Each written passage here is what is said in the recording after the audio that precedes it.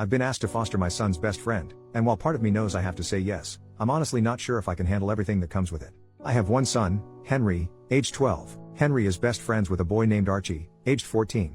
It has always been clear that Archie comes from a troubled home. From what I can gather, and I do not have the full information, Archie's mom is an addict, and Archie has been on the at-risk register for a long while. Honestly, I don't know why it has taken them this long to decide he is being moved into foster care. Last Friday, I received a call from my son's school, saying they couldn't discuss it with me but asked if I would give them consent for my information to be passed on to Archie's social worker. I agreed, and not long after, I had a call from his social worker explaining that a section something or other was being put in place, which meant that Archie was going to be removed from his home and placed into foster care. I was told that the school had recommended me and asked to see if I could take him in basically. They said it would likely be long-term until he turns 18. I honestly didn't know what to say, I was in shock. I have been unofficially supporting Archie for a while now. I pick him up from his house and drop him off at school with my son. He spends a lot of weekends at my place. On days where he doesn't come to my place, I make sure to pack him something to eat when I pick him up because he told me that his school lunch is his only meal most days. I buy him soap and deodorant, and I even wash his clothes for him. But supporting however I can and taking him on fully is a big jump. I'm a single dad. I have a decent job, but I'm far from well off.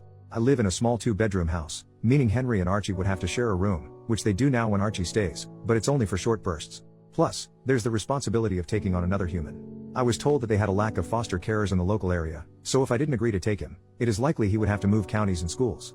I don't want that. I was already having Archie stay with me for the 2-week Christmas holiday, so I asked if I could think about it and give them a firm answer in the new year. They agreed. Archie has not yet been informed about any of this. I've tried to make this a normal Christmas for him, as much as possible. My heart is telling me, of course, you're going to take that little boy in, but my brain is worried about the responsibility and cost of taking on another mouth to feed, another boy to clothe. At the same time, I keep thinking about Archie's situation. He has already had such a rough start in life, and I know he needs stability and care more than anything else.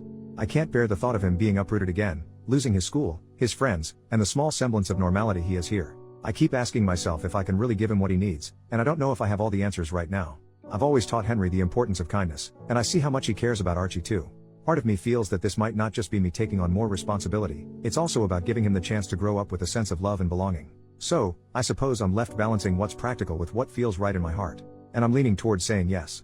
I spoke to my own mom about it, and she thinks it's an awful idea. She's worried I'm biting off more than I can chew, especially as a single dad. She reminded me that I already have a lot on my plate with work, the house, and raising Henry on my own. She said that taking in another child, especially one with a difficult background, would add stress and might affect my ability to provide for Henry properly. She didn't say it outright, but I could tell she's afraid this might make life harder for all of us, including Archie. I understand her concerns, honestly, I do, but I can't imagine just turning him away when he needs help the most.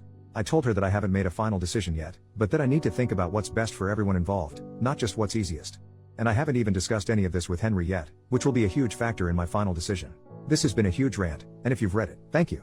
I just needed to get this out somehow. Update, 5 days later, I just wanted to come on and give an update. I want to say a huge thank you for all the responses. I genuinely didn't expect to receive so many replies, especially to something that was just meant to be a rant to get my emotions out. When I was asked to take in Archie, at first I felt honored. Then I felt worried about everything. I am quite an anxious person in general, and my thoughts were flooded with concerns about whether I'd be good enough to support Archie in the way he needs. I love my mom, but she didn't help. I think I get my anxiety from her, although she has it on a much higher scale than I do. Every possible thing that could go wrong, she was texting me about all week. You're already stretched thin with work and Henry. You won't get one-on-one time with Henry anymore. How will you afford everything? These are real concerns, and I'm glad she brought them up because they gave me the opportunity to think about how I could mitigate them. A few of you mentioned the fostering allowance, which I knew about, but I couldn't find any concrete information on how much it would actually be. Every source online seemed to give a different answer, but none suggested it was very much. However, as some of you advised, I called the social worker's office and said I was seriously considering taking in Archie, which they were thrilled about, but I needed to understand the finances first to see if it was feasible. They said they couldn't provide exact numbers, as every case is different and it isn't decided until a placement is found. However, they told me the minimum would be around £190, about $240 US, per week, and that it would likely be completely tax-free. Additionally, I'd receive a significant discount on things like council tax. That was honestly a lot more than I expected, and much higher than most of the figures I'd seen online. They also put me in touch with some other foster carers who answered my questions, which was incredibly helpful. This week has been very busy. I worked out my finances, added the estimated fostering allowance, and calculated how much Archie would likely increase my expenses. It worked out that I'd actually have a surplus compared to my current situation. Many of the foster carers I spoke to don't work full-time, using the allowance to supplement their income. I'm not sure if I want to do that, but they mentioned it helps to work part-time since fostering involves a lot of work, meetings, reports, and other responsibilities. On top of that, I'd need to complete training during the first year to become fully qualified. I considered it, and with the additional allowance, I could move to a 0.6 contract, working 3 days per week, while still covering the costs of moving to a 3-bedroom house. While that would leave me with slightly less disposable income, it wouldn't be a significant reduction.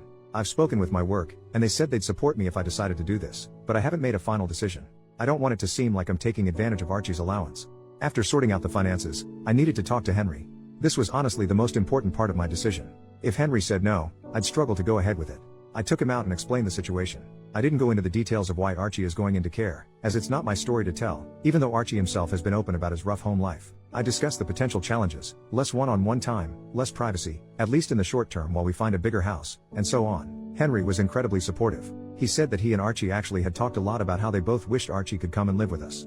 I told him not to mention anything to Archie yet until I had the chance to speak with him, and he agreed. Yesterday, I arranged for social services to come over. Archie, his social worker, and me sat down to talk. They told Archie he was going to be placed in foster care. Archie cried a lot, I cried a lot, and he asked to see his mom, which the social worker said they'd arrange as soon as possible. In that moment, Archie didn't seem like a teenager, he seemed like a small child whose world was crumbling. Then they asked Archie if he'd want to stay with me. Although he was still distraught about being in care, he said he'd love to stay with me. We discussed what it would mean and how it would affect us.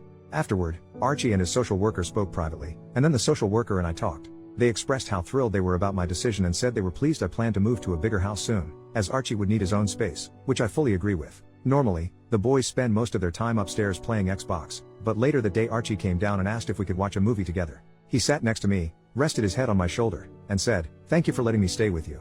Writing this, I can feel tears welling up in my eyes again. I put my arm around him and said I'd always be there for him. Today, Archie seems a little down, which is entirely understandable. I honestly expected him to take it harder than he has. To cheer him up, we're going to see the new Lion King movie, even though I hate those live-action films, but this is for Archie, and then going out to eat, letting the boys choose where. I might return in a few months to give an update on how things are going. For now, I'm just hoping everything will be okay. I know the first few months will be the hardest. Thank you everyone.